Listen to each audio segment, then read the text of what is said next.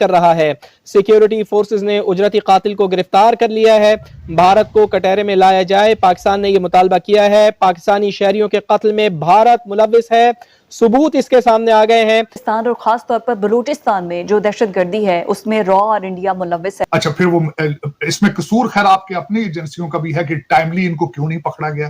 جب انڈیا دیکھتا ہے کہ پاکستان کے اندر اس نے یہ سارے کام کر لیے ہیں اور کسی نے چوں تک نہیں کی، اندازہ لگائیں کہ آپ ان کے پاس لیوریج ہے، ان کے پاس روم ہے، تو تبھی وہ چانس اس چیز کا لے رہے ہیں۔ از دا فیکٹر کہ آج پاکستان نے 2 لوگوں کے نام ریلیز کرے ہیں بول کے کہ یہ ان نون گن مین ہے۔ ٹارگٹ کلنگ کی گئی ہے اور اس کے ثبوت بھی ہمارے پاس موجود ہیں، اور جو اس آپریشن کو کرنے والے سارے کے سارے پاکستانی ہیں، تو پھر اپنا بھی آپ کا بھی ہوم ورک پورا نہیں ہے۔ کس طرح سے انڈیا جو ہے وہ چن کے ایسے تمام لوگوں کو جو انڈیا کے قانون کے تحت وانٹڈ ہیں، اتنے تو میں بھی وانٹڈ ہو سکتا ہوں، انڈیا کے قانون کے تحت وانٹڈ ہیں، تو ان لوگوں کو دنیا بھر کے اندر قتل کیا جا رہا ہے۔ پاکستان کس طریقے سے عالمی سطح پر تو خیر پروون ہے نا آلریڈی، پاکستان میں کس طریقے سے دہشت گردی کو سپانسر کرتا، یہاں پر را کے ایجنٹوں کے تھرو مقامی لوگوں کو ہائر کرتے ہیں سوشل میڈیا کے ذریعے سے، اور کس طرح دہشت گردی کے مرتکب ہوتے ہیں۔ انہوں نے تفصیل ایک عام یعنی جملہ نہیں پھینکا، انہوں نے پھر اس کی تفصیل مہیا کی ہے۔ وہ یہ فرما رہے ہیں جی کہ اشوک کمار آنند اور یوگیش کمار یہ بھارتی لوگ ہیں جو سہولت کاری کرواتے اور پھر اس کے ذریعے قتل کرواتے، اور خاص طور سے جس کا آپ نے ذکر کیا ٹارگٹ کلنگ کرواتے ہیں۔ ہمارے ہاں 2 پاکستانیوں کی ٹارگٹ کلنگ ہوئی، ایک کا نام محمد ریاض تھا، وہ مسجد کے اندر قتل کیے گئے تھے، اور دوسرے شاہد لطیف تھے جو مسجد کے باہر فجر کے وقت قتل کیے گئے تھے۔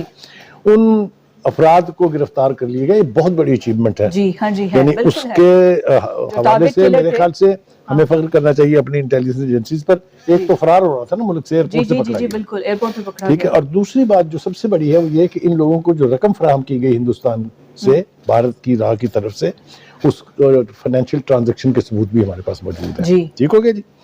دوسری بات یہ ہے ان کے اقبالی بیان موجود ہے، انہوں نے تو سارا پول کھولا ہے کہ انڈیا کے لوگوں نے ہمیں ہائر کیا تھا۔ ایبسولوٹلی، مطلب وہ سیکرٹری خارجہ کا کہنا یہ تھا کہ یہ انڈینائبل پروف ہے، ان کو ناقابل تردید ثبوت جس کو کہتے ہیں۔ اس سے کلبھوشن سے بڑا ہمارے پاس پروف کیا ہے؟ ابھی آتے ہیں اس کی طرف، کلبھوشن کی طرف بھی آتے ہیں۔ سیکرٹری خارجہ نے کہا کہ اب ضرورت اس بات کی ہے کہ ہندوستان کا گھیراؤ کیا جائے، اس کا احاطہ کیا جائے کہ وہ دنیا بھر میں جو دہشت گردی کر رہا ہے and he gets away with it. آپ دیکھیے نا کہ کوئی اس کو پوچھنے والا نہیں، وہ کینیڈا میں جا کے ایک سکھ رہنما قتل کر دے، وہ امریکہ میں ایک سکھ رہنما کے قتل کی منصوبہ بندی کرے، اور جس کو ہائر کریں وہ امریکہ کی انٹیلیجنس ایجنسی کا سامنا رکھیں۔ آپ ذرا ان کی شدت کاروائی دیکھیے، یہ کہ کیا سے کیا کرنا چاہتے ہیں۔ اس کے بعد امریکہ میں، برطانیہ میں اسی قسم کی وارداتوں میں انڈیا یہ سب کچھ اجیت ڈوبھل کے آنے کے بعد۔ اب آ جائیں جناب، آپ اجیت ڈوبھل صاحب جو ہیں یہ قومی سلامتی کے مشیر تھے ہندوستان کے، اور اس کے بعد انہوں نے ایک سیل قائم کیا ہے ڈسٹروائے سی پیک، جس کا $1 بلین جس کی فنڈنگ ہے، اور اس کے تحت وہ اینول، اس کے تحت وہ بلوچستان میں علیحدگی پسند تحریکیں جو ہیں ان کو سپانسر کر رہے ہیں۔ اور جو سب سے بڑا ثبوت ہے وہ یہ ہے کہ ہم نے رنگے ہاتھوں پکڑا ہے بھارتی نیوی کا ایک آفیسر، سینئر آفیسر، جو ایران میں بیٹھ کے پاکستان کے خلاف علیحدگی پسند طریقوں کو بھی شہ دے رہا تھا اور دہشت گردی کے واقعات بھی کرواتا تھا، قتل و غارت بھی وہاں ہو رہی تھی۔ یہ بی ایل اے کے جو ہیں یہ تمام لوگ یہ انڈیا جا کے فیک آئی ڈیز پر اپنا علاج کرواتے ہیں۔ ہاں، یہ نہ صرف یہ بلکہ پوری دنیا میں ٹریول کرتے ہیں، ان کو پاسپورٹ تک دیے ہیں ہندوستان نے۔ یہ سارے پروف جو ہیں یہ موجود ہیں۔ میرے خیال سے ہم پہلے بھی ایک دفعہ کہہ چکے ہیں، ہم پھر دوسری دفعہ کہہ رہے ہیں کہ ضرورت اس بات کی ہے کہ ہم سفارتکاری کے ذریعے ہندوستان کی اس تمام تر حرکات کو لے کے ایک باقاعدہ کیمپین بنائیں۔ ہم نا یہ صرف ایک پریس کانفرنس کر دینا یا ایک بیان جاری کر دینا، اس سے کچھ نہیں ہوگا۔ دوسرا یہ کہ ہمارے میڈیا میں بھی اس بات کی ضرورت ہے کہ جس طرح سے ہندوستان کا میڈیا، دیکھیں جب یہاں پر کوئی پاکستانی قتل ہوتا ہے اور کرتے بھی راہ والے ہیں اس کو، تو وہاں جشن منایا جاتا ہے باقاعدہ۔ آپ نے دیکھا ہمارے ہاں قسم پرسی کا حال یہ ہے کہ ہندوستان میں کس کس قسم کے واقعات نہیں ہوئے ہیں۔ میں چیلنج کرتا ہوں، مجھے بتائیں کہ کہاں پاکستانی میڈیا نے اس کو ایک کمپین کی شکل دی ہے جس طرح بھارت کرتا ہے۔ تو یہ بہت ساری چیزیں ایسی ہیں جو ہماری یعنی قومی سلامتی کے خلاف ہیں، یہ ہماری خود مختاری جو ہے اس میں انٹرفیئرنس ہے. جی اس کی کسی صورت بھی اجازت نہیں دی جا سکتی اور نہ ہی ہم دیں گے.